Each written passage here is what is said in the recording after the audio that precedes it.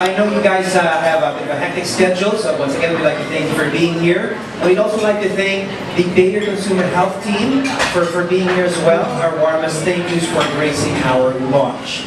Now, like I said, you're all enjoying lunch, so sit back as we have a little bit of a chat about a very interesting subject. Now, we've invited our expert here today to give an in-depth discussion for us so that we can all learn about allergies and we can debunk all the myths that we know.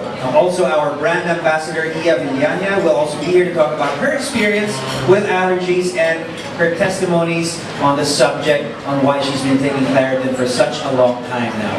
Now, by the way, we don't want you to forget to use the hashtag ClaritinAllergy101 and allergy expert, right? Hashtag allergy expert for any photos that you might want to take and post it up on social media. Now, before we get anything else going here, I'd like to call on Mr. Monch Cruz, the Claritin brand manager, to give an opening message. Monch?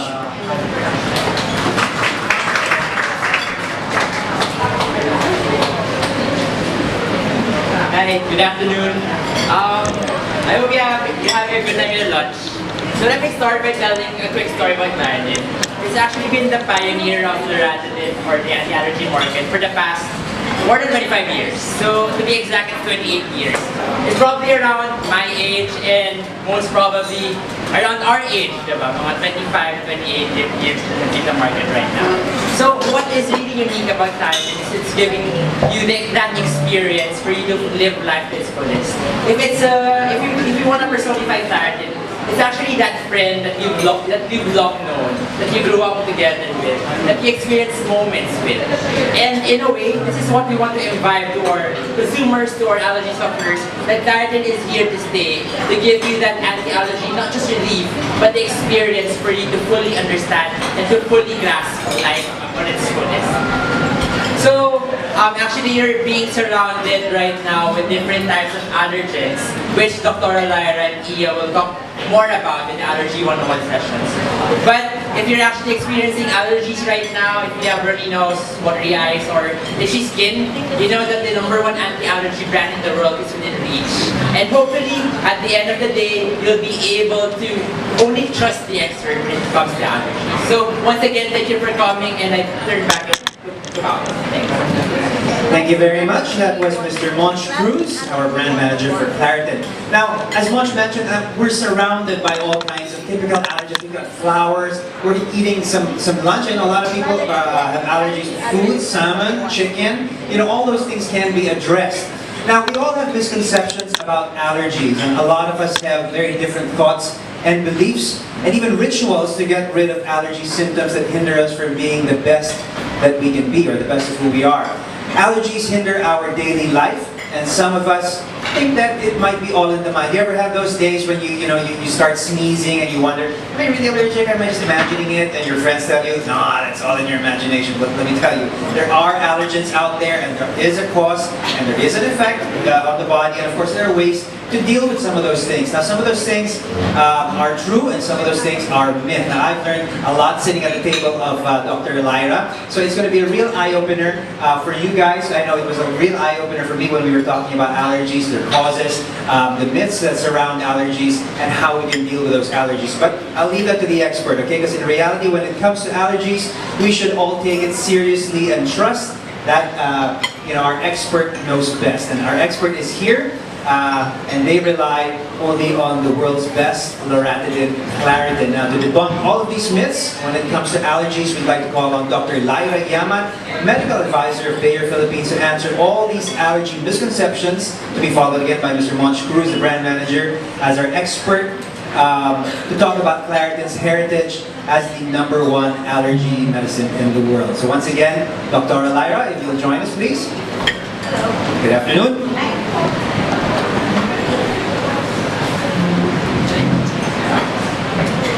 Hello everyone, very glad that you could come today. So I'll just talk about allergies as soon as the slides.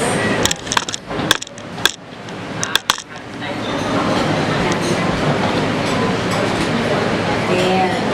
Does anyone here have allergies? What kind? Oh, very common on Filipinos. You also have allergies? Yeah. Two?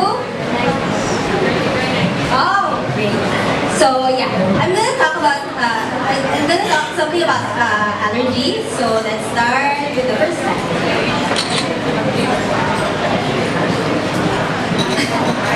I don't know.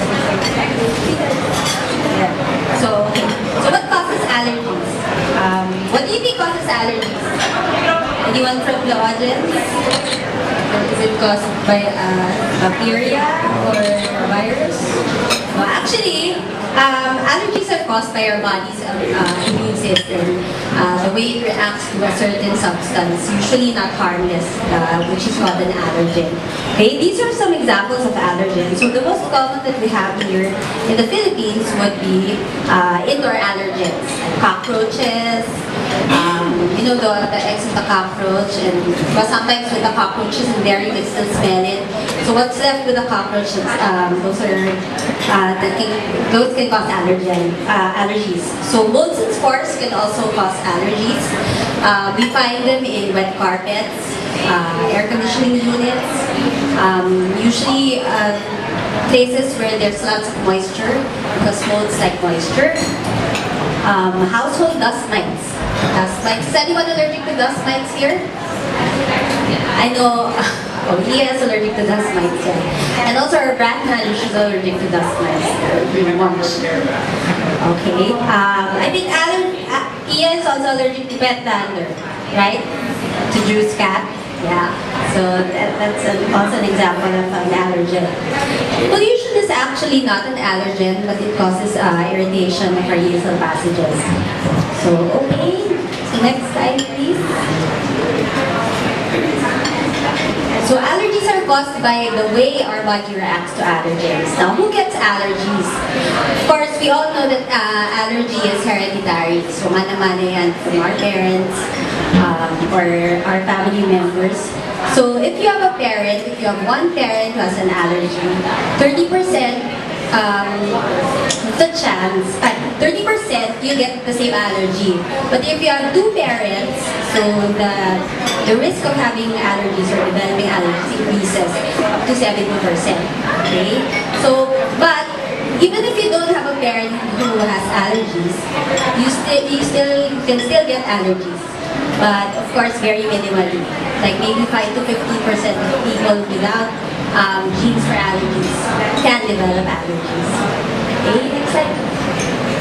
So how do allergies start? Allergies start, of course, with exposure. So you can develop an allergy to something you're not exposed to. So you have to have many exposures for an allergy to develop. Okay, next slide. Okay, so how do allergies start? So I talked about exposure, right? So when you get exposed to an allergen, your body develops antibodies to that allergen. So it's very specific. The antibody is specific for that allergen. And when you develop these antibodies, your body gets sensitized. So that's an important term. When you get sensitized, your body knows that you're allergic to a particular thing. Okay? Next slide. And the next time you're exposed to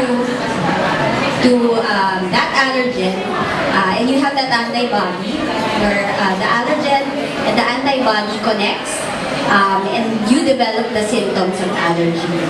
So again, these are the common allergens that we have here in the Philippines. Of course, in other parts of the world, there may be different common allergens.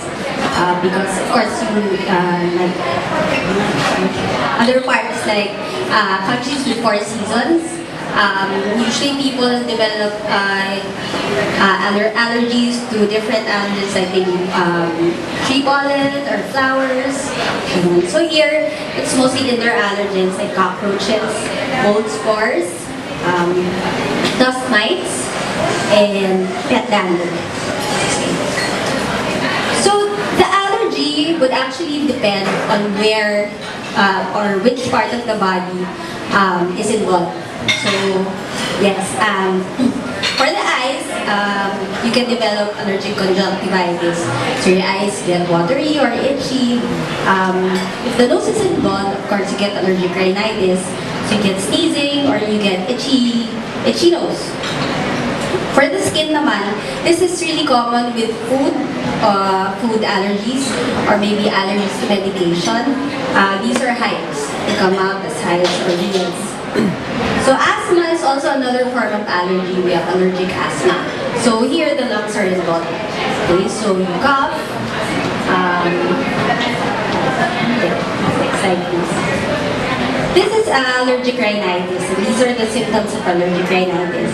So as you can see, it's not just the nose that's involved in allergic rhinitis. Even the eyes are sometimes involved, and the palate or the throat. So people with allergic rhinitis can get